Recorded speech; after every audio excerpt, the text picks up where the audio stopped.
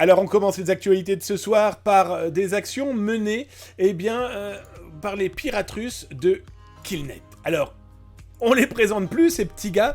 Zataz avait été le premier au monde à en parler parce que j'avais infiltré la cyberarmée russe. Nous étions au mois de mars 2022.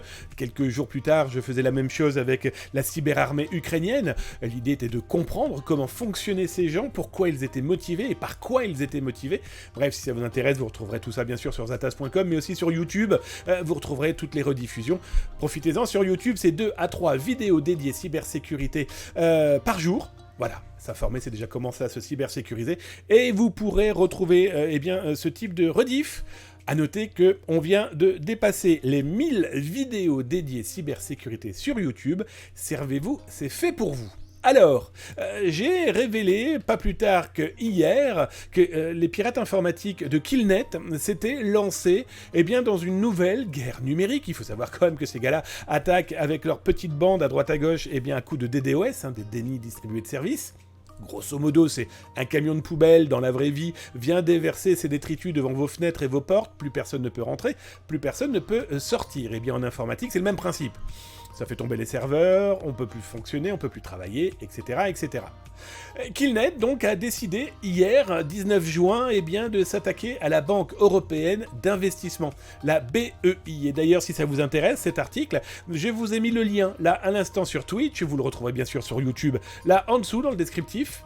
Et ce qui est intéressant, c'est que Killnet, avec ses alliés d'Anonymous Soudan, pareil, Anonymous Soudan, Zataz avait été le premier à vous les présenter et surtout expliquer qu'on avait affaire surtout à des guignols et pas à des gens basés au Soudan ou je ne sais trop où encore.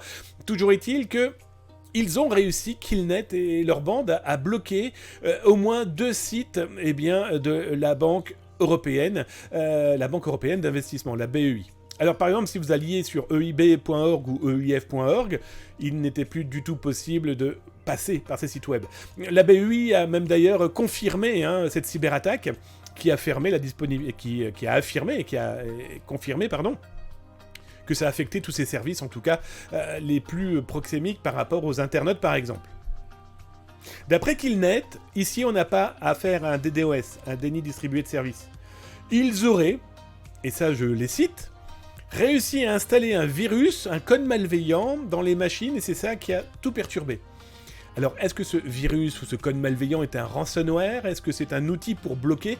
On n'en sait rien pour le moment. Je pense qu'on n'en saura pas grand-chose de plus pour le moment non plus.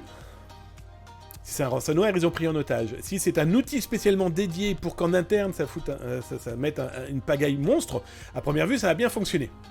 Je vous montre la petite image qu'ils ont diffusée sur leur compte Telegram. Ils ont clairement expliqué qu'ils vont bloquer la BEI pendant plusieurs jours. Et ils ont expliqué qu'ils allaient aussi s'attaquer à plein d'autres sites internet dédiés à l'économie européenne.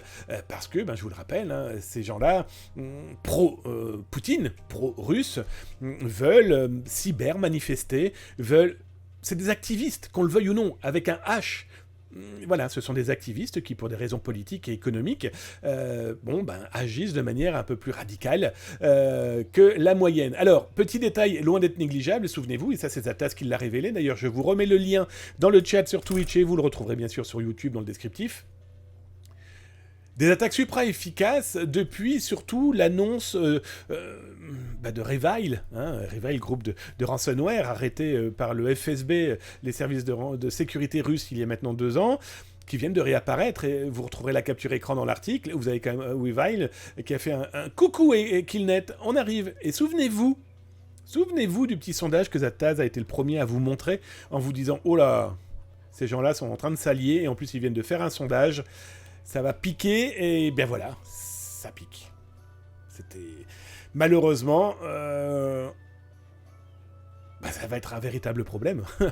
Parce que si des gens comme Weavile, avec des vraies connaissances, et puis surtout avec un contenu derrière prêt à frapper, voilà. Qu'est-ce qu'ils nous préparent pour la suite ? Le problème, c'est ça, c'est à suivre.